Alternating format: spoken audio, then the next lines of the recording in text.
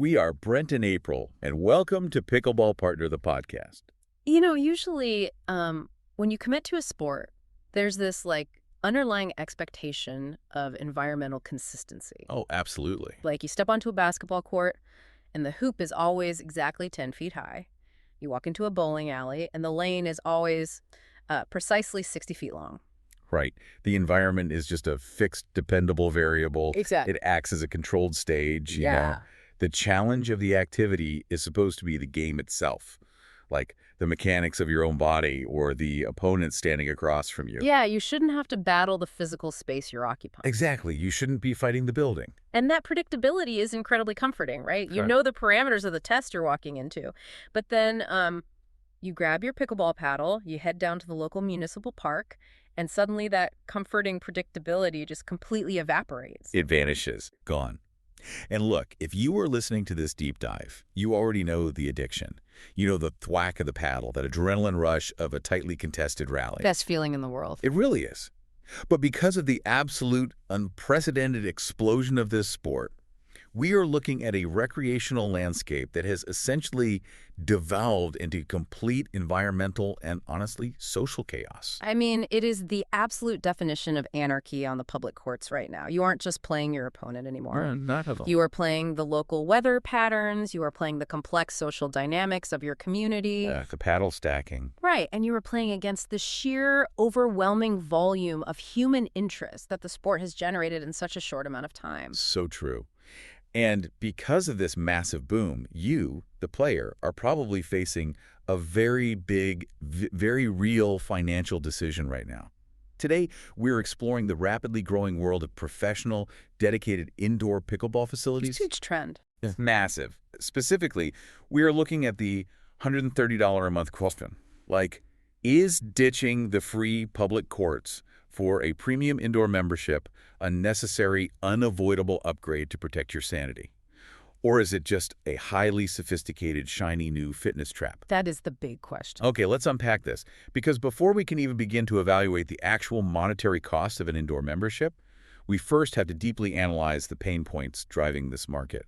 Like, why are players feeling desperate enough to abandon free parks and open their wallets in the first place? Well, that desperation is palpable across the entire community. And it's not just born out of minor inconvenience, you know? Right. It has become a fundamental structural barrier to both the enjoyment and the technical progression of the game. When you analyze the current public outdoor court experience, it is almost entirely defined by two overwhelming, unavoidable pain points. Wind and crowds. Exactly, the unpredictable wind and the suffocating crowds. Let's start by dissecting the wind, because I feel like this is a dynamic that non-players just completely misunderstand. Oh, they don't get it at all. They really don't. Like, if you play tennis, a light 5-mile-per-hour breeze is a minor annoyance. You might adjust your toss on a serve.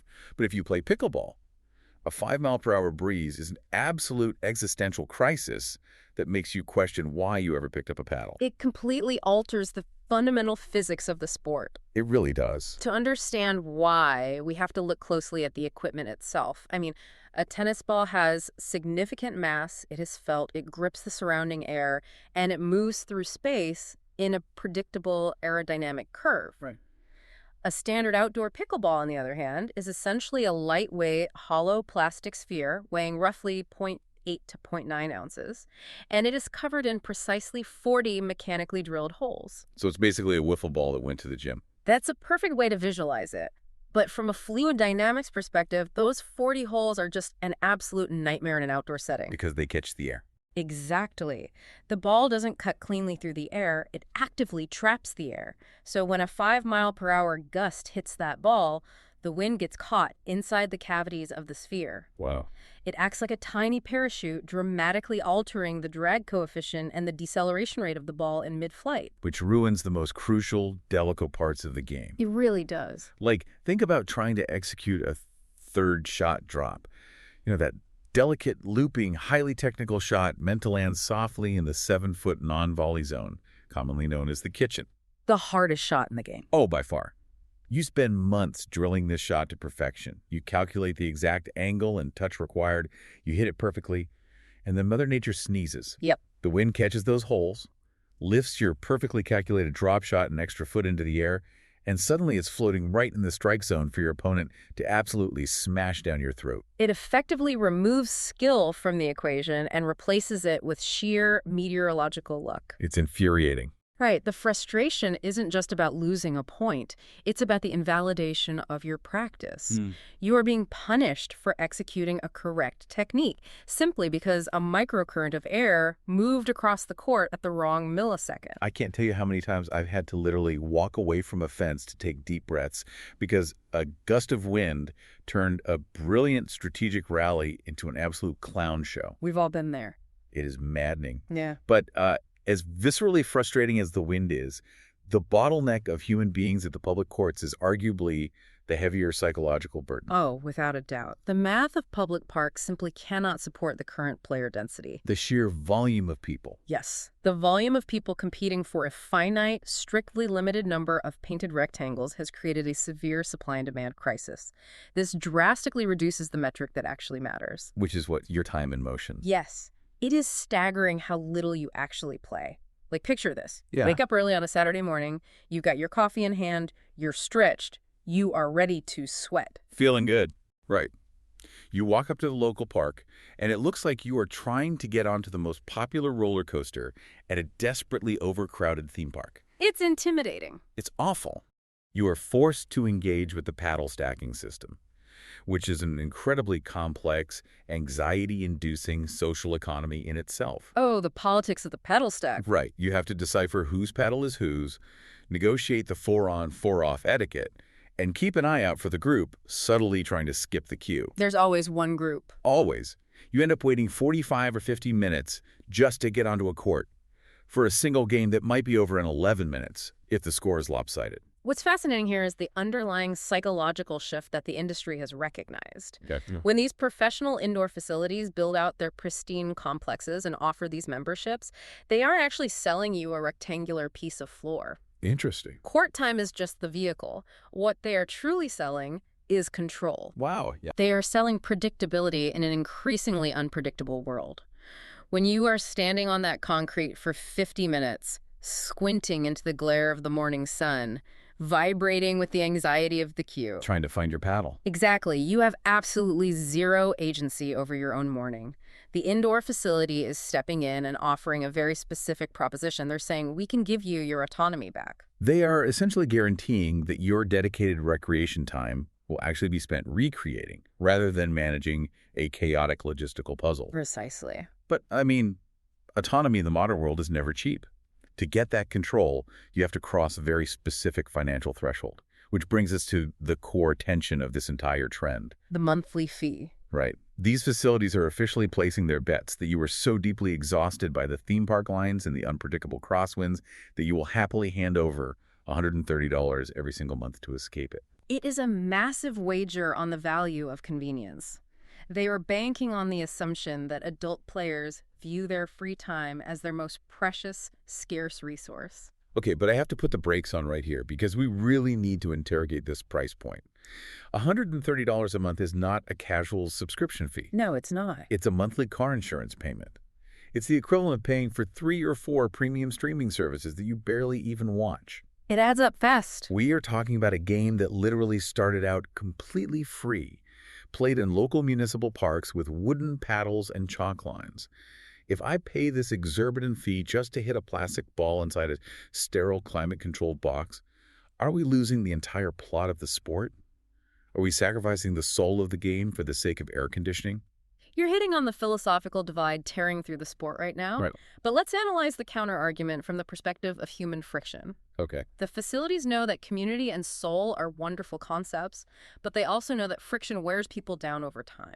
That's true. Let's do the actual mental math of a weekend player juggling a career, a mortgage, and a family. If that person goes to a public court and blocks out 3 hours of their Saturday, but they only actually play for 45 minutes because of the paddle stack, the waiting, and the inevitable arguments over court rules.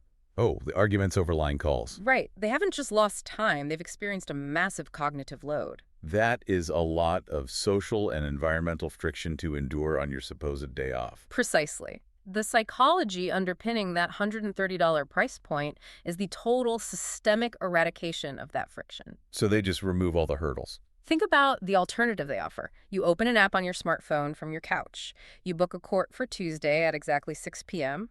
You arrive at 5:55. Smooth. The climate control is locked at a perfect, sweat-wicking 70 degrees. The LED lighting is mathematically optimized to ensure there is zero glare in your eyes when you look up for a lob. Which is a huge deal. There is no wind to calculate. There is no line of strangers judging your warm-up. You walk on, you play intensely and uninterrupted for 60 minutes, and you leave. Wow. For a busy adult, the facility is betting that the peace of mind and that frictionless experience easily justifies the financial cost. I mean, I understand the allure of removing the variables. It's the exact same logic as taking a crowded, unpredictable public city bus versus paying a premium for a direct private car service. Right. You are basically buying back your own peace. Yeah. But there is a very dark, somewhat predatory side to the convenience industry, and we cannot evaluate this trend without confronting it head on. The economic realities of subscription models. Yes, because we've established what it costs, and we've painted a picture of the pristine, frictionless utopia it buys you. Right. But how does human behavior actually respond to this setup once the novelty wears off? This brings us to the ultimate verdict on this $130 question. Does this investment actually pay off for the player? It's the million-dollar question. Or the $130 question. Here's where it gets really interesting, because we have to talk about behavioral economics and the classic fitness trap.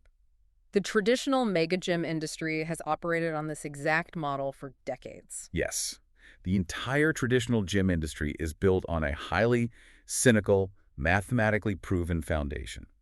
They actively, aggressively want you to sign up for their premium tier, but their entire business model relies on the secret hope that you rarely actually walk through the front doors. True. If every single person who paid a monthly fee to a corporate mega gym showed up on the first Monday of January at 6 p.m., the building would instantly violate fire codes and collapse into chaos. They'd have to shut it down. Exactly. They survive off the ghost members. So my ultimate question is this. Are these new, pristine, indoor pickleball sanctuaries just the latest, trendiest iteration of the gym trap? That's a very fair concern. Like, are they quietly betting that you'll sign up for $130 with the absolute best of intentions?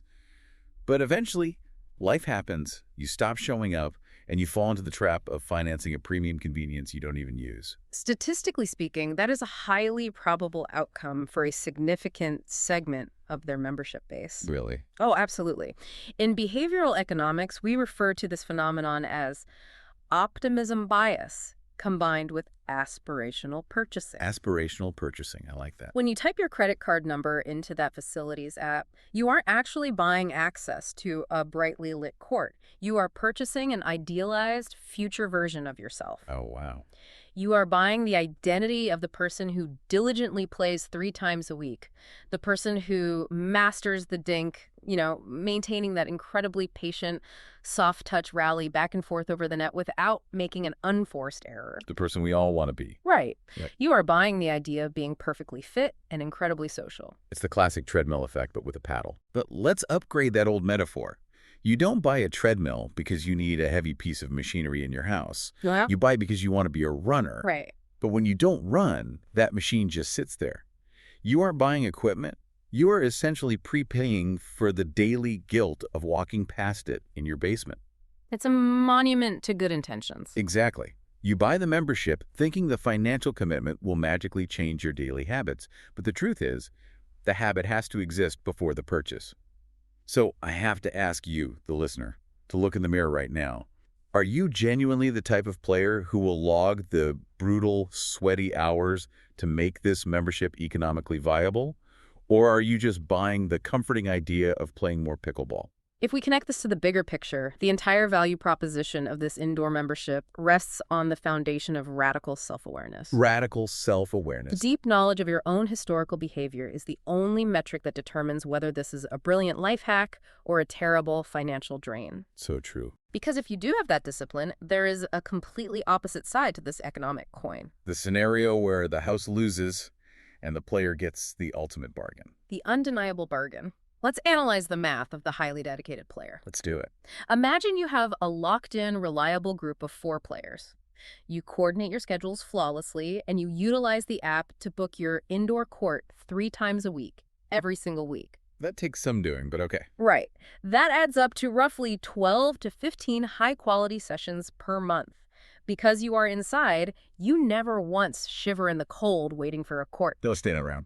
You never have a crucial game point ruined by a 20-mile-per-hour gust of wind. You maximize every single minute of your allotted hour. Suddenly, when you divide that $130 monthly fee by 15 sessions, your cost breaks down to less than $9 a session. That's crazy. When you frame it like that, $9 for an hour of guaranteed climate-controlled joy is cheaper than a mediocre fast food lunch. Yeah. For that specific disciplined player, this isn't a cynical fitness trap at all. It is arguably the most efficient, sanity-saving money they will spend all month. It completely flips the narrative. If you systematically exploit the facility's offerings, it is a phenomenal steal. The total steal. If you let the app gather dust on your phone, you are simply acting as a financial patron, subsidizing the air conditioning and the pristine nets for the hardcore players who actually show up. Wow. The business model requires both types of people to exist simultaneously. It really forces an uncomfortable level of honesty, doesn't it? It does. Like, who are you as a player? Are you the hardcore regular who will extract every ounce of value from that painted floor? Or are you the aspirational weekend warrior who enjoys the aesthetic and the social cachet of the sport more than the actual physical grind? Achieving that clarity is absolutely critical before you commit financially. The biggest mistake players make is conflating emotional frustration with logical scheduling. I'll say more about that. You have to divorce the intense emotion of a terrible day at the public courts from the cold reality of your long-term calendar. Right. It is incredibly easy to get blown off a public court by a gust of wind, get furious at a group aggressively paddle stacking, storm to your car, and instantly sign up for a premium indoor facility in a blind moment of frustration. Rage subscribing. Exactly.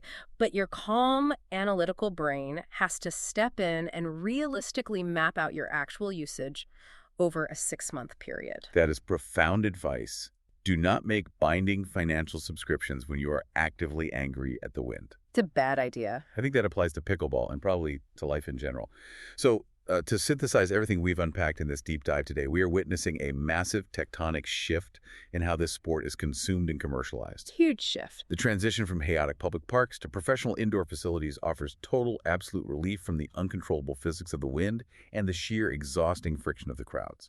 They are fundamentally giving you your precious time back. They are providing a fully controlled, optimized environment where your actual technical skill, your strategy, and your fitness are the only variables that dictate the outcome of the game. But the cost of buying back your autonomy is steep. Yeah. Whether that $130 monthly fee goes down as the recreational bargain of the century, or simply becomes another dusty, guilt-inducing fitness trap, Okay.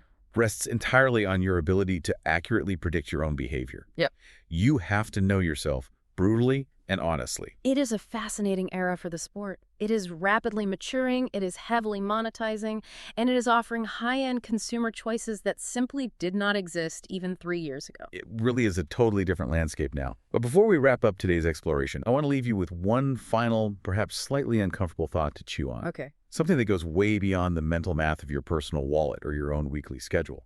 Historically, pickleball has been celebrated like almost mythologized in the media for its incredible barrier-free accessibility. It was universally known as the game anyone could play. All you needed was $20 for a cheap wooden paddle and access to a local public park. It fostered this beautiful, messy, grassroots community where corporate CEOs, college kids, and retired school teachers were all waiting in the exact same line, making awkward small talk and playing together on the same cracked concrete. It was a melting pot. Right, it was the ultimate democratic equalizer in modern sports. But now, with the rapid proliferation of these premium $130 a month indoor sanctuaries, does this trend threaten to fracture the very foundation of that community? That's a great question. Are we slowly, quietly creating a divided, two-tiered class system within this sport? Think about it. Right. A world where the casual or lower-income players are left outside to battle the harsh wind, the sun glare, and the 50-minute wait times, while those with disposable income retreat behind locked glass doors to play in exclusive, climate-controlled perfection. It's a stark contrast. It really is. Does the relentless commodification of convenience eventually cost this beautiful, chaotic sport its soul? It is absolutely something to deeply consider the next time you are standing at the chain link fence stacking your paddle at the local park, or, the next time you are scanning your VIP fob to enter the pristine indoor club.